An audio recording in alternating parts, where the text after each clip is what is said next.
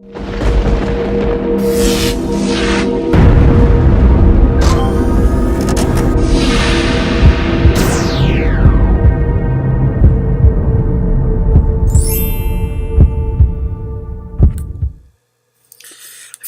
it's just me, your friendly blah blah blah blah blah blah.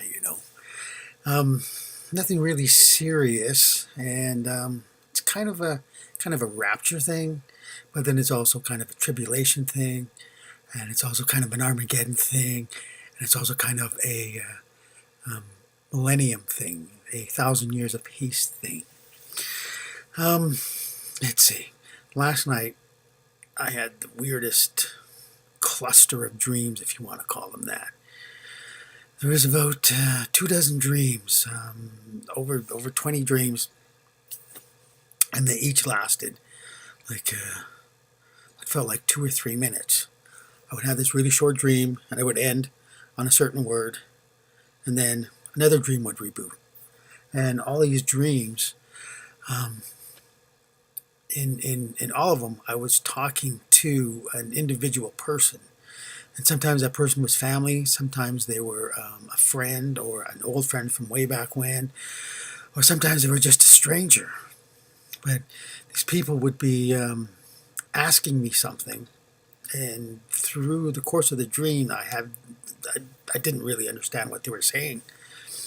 But then it was like at the end of the dream, the Holy Spirit just popped a word into my head that had to do with what those people were asking. And like I said, those 4 subjects came to mind throughout the whole series of dreams there. Sometimes somebody would be talking to me about something, and I'd have no idea. And again, the Holy Spirit would just bring to mind the word rapture, and the conversation would end up, oh yeah, you're going to be you're going to be raptured. And then again, somebody else would say something, and with that person, it would be tribulation. Oh, you're going to be in the tribulation period. And again, the same thing with Armageddon. Not everybody that's in the tribulation period, not everybody that's going to be left behind from the rapture, is going to make it all the way over to Armageddon, because that's 7 years of really horrible time on Earth, being controlled by Satan. As you know, if you've done due diligent study, you will have heard of something called the Georgia Guidestones. And those are basically the commandments of the one-worlders, those people who are controlling the world behind the scene, be they the Bilderbergs, the Freemasons, or the Illuminati, or any other secret controlling group. I always clump them together as being, or as calling them the one-worlders, because even the Bilderbergs and the Masons and the Illuminati, there's still a coven of people above them. 13 of the most powerful people in the world are the ones that actually bow to Satan and take their orders from Satan. And then it gets filtered down to the Bilderbergs in their annual meeting, and then that gets filtered down to the Freemasons, who control the corporations, and the Illuminati, who controls the media in order to help condition and brainwash the world into their way of thinking.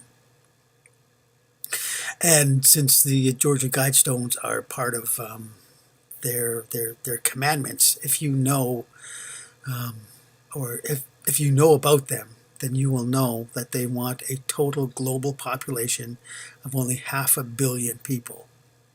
That's 500 million people. That's all they want, because it's a controllable and manageable size. So after the rapture, they're going to weed the public down until they get to their desired goal. And personally, I believe the Lord is going to be taking half the population. There will be what Enoch calls the elect and the righteous. And the elect are God's servants, and the righteous are just part of Jesus' other flock. And you've heard me talk about Jesus' other flock. Those are the people with the law of God written on their hearts. Those are the poor in spirit, the mentally challenged, the children, the third worlders, those who have been had their freedom stripped away, and things like that. The Lord is going to have great compassion on a great deal of people. And I mentioned this before, and I hope you're not getting tired of it. But if you've read the entire Bible a number of times, you will see that God divides mankind up into three basic parts, into three basic groups. There's the lost and the hurting, there's his earthly servants, and then there's the wicked and the evil. So when it comes time for the rapture, the wicked and the evil are going to be left behind because they're going to have to face God's wrath and his punishment. The lost and the hurting, God will have great mercy on, and he will have great compassion on. And his servants are going to be divided up between the wise virgins and the unwise virgins. So some servants are going to be left behind, and some are going to be taken. But for the most part, I believe in visions that I've seen that there's going to be at least 3 billion people taken during the rapture that make up Jesus' main flock and Jesus' other flock, the elect and the righteous. And so that's just under half the planet, which means there will be about 3.5 billion people left. And since the one worlders want a total global population of just 500 million, that means, horribly enough, that 3 billion people are going to be slaughtered. They're going to be wiped out. They're going to be killed during at least the first 3 years, because it's going to take the one worlders a while to establish their 10 cities, the 10-city kingdom, into which the 500 million people will be put into.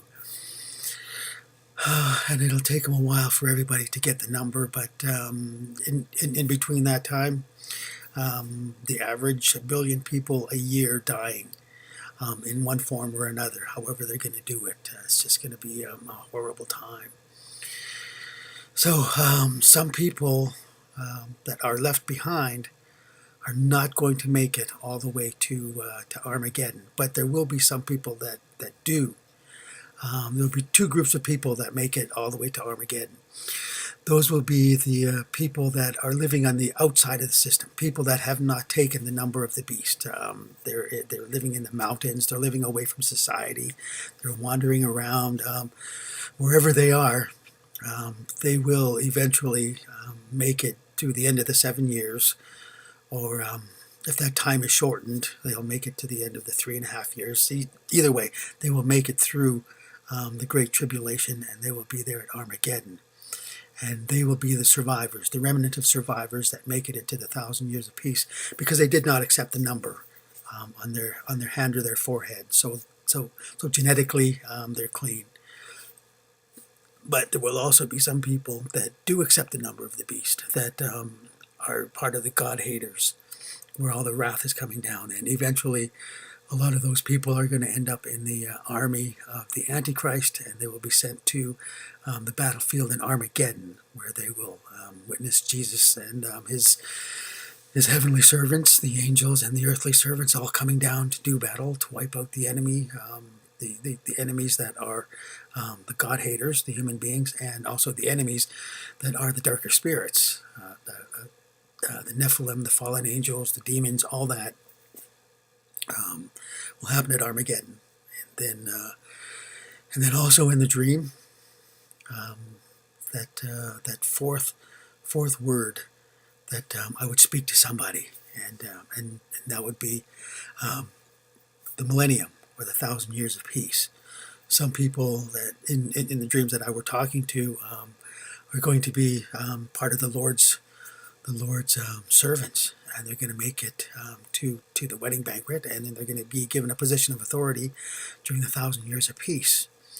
And some of those people could even be the ones that I just mentioned earlier, those that are inside the tribulation period, that missed the rapture, but they're living outside the 10 cities. They haven't taken the numbers, and so they're eventually going to make it into the 1,000 years of peace. And so that was that. That was the dream, or the series of dreams. about 2 dozen little short dreams, each talking to one type of person or another. And some of those people, they're going to see the rapture. They'll be taken up. Some people are going to be inside the tribulation period. Some are going to survive all the way to Armageddon. And some of those people, either ones that are taken up or left behind, some of them are going to see the 1,000 years of peace to come after that. So this really wasn't a series of dreams that are insignificant, that are going to tell people, how close the rapture is or how terrible. Well, we did talk about how terrible the tribulation was, and that was horrible. But anyway, so this was just a series of dreams of an unusual cluster of dreams that I've had that I just had to share. So anyway, that's that.